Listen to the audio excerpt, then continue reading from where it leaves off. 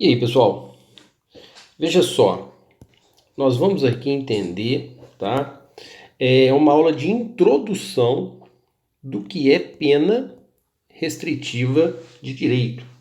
Então, aqui no artigo 43 começam as penas restritivas de direitos, ok?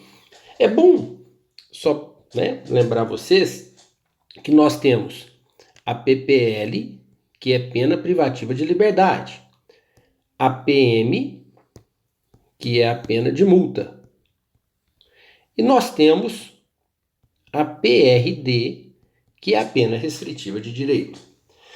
Todo artigo do Código Penal, do artigo ali 121 para frente, vai ter uma previsão de pena.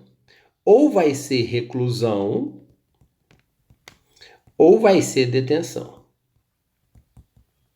E ela pode estar cumulativa, tá? Com a pena de multa, ou até mesmo alternativamente.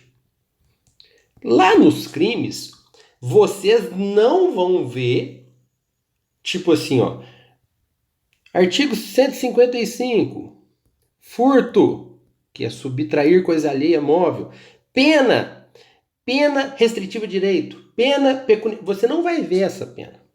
Só vai ter essas três penas, ok?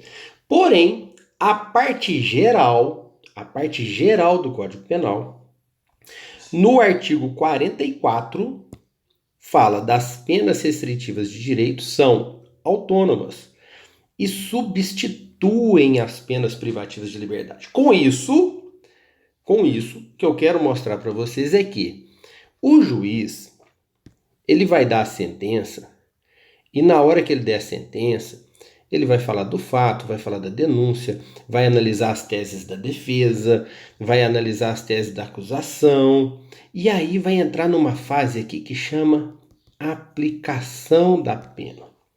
Ele vai aplicar o regime inicial, tá? E nessa fase da aplicação da pena, qual pena que ele vai aplicar? A PPL.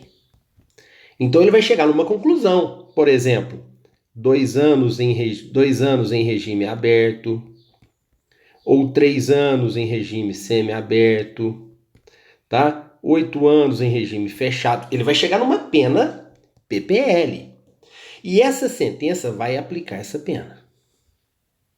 Então ele vai lá e aplicou, vou dar um exemplo para vocês, aplicou 4 anos em regime aberto.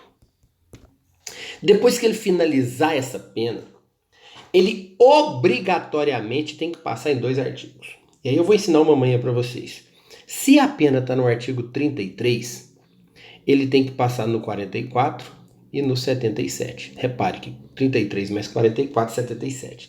O que é o 44? São as penas restritivas de direito. O que é o 77? É o sursis, que é a suspensão da pena. Só que o sursis não é objeto nosso de estudo agora, ok?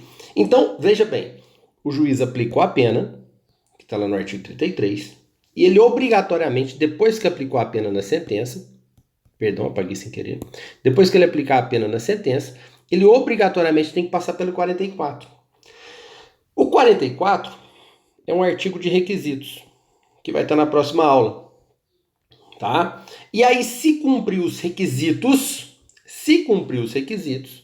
o juiz vai substituir aquela PPL por PRD. Então ele aplicou a PPL de 4 anos e aí fala, analisando os requisitos A, B, C, D, enfim, vou substituir por PRD, que é pena restritiva de direito. E quando ele substitui por uma pena restritiva de direito, ele vai lá no artigo 43 e aplica ou uma ou duas dessas penas, que mais para frente vocês vão entender por que também. Ele vai poder aplicar a pena pecuniária, que a gente chama de PP. Ele vai poder aplicar perda de bens e valores, que a gente chama de PVB. Vai poder aplicar limitação de fim de semana, que a gente chama de LFS, que é a limitação do preso no fim de semana. Prestação pecuniária vai pagar em valor. Perda de bens e valores vai perder bens ou valores. PSC, que é a prestação de serviço à comunidade, ou PEP, que é prestação à entidade pública. Eu sempre abrevio para os meus alunos. PSC, ou prestação à entidade pública. ITD, que é interdição temporária dos direitos, como, por exemplo, você vai suspender o direito do médico de exercer a medicina por um período, cometer um erro médico, por exemplo. E, por último, LFS, que é limitação de fim de semana. Tá vendo? Então, aqui é uma aula de introdução para você entender quais são as penas restritivas de direito e como que ela é aplicada. Ou seja, vai fixar uma PPL e vai substituir por PRD. Ô Netinho, por que tem que fixar PPL? Eu vou explicar já nessa aula. Sabe por quê? Porque vamos supor que ele não cumpra a PRD. Sabe o que ele vai ter que cumprir? A PPL. Então ela está fixada lá na sentença para ele cumprir. Ok?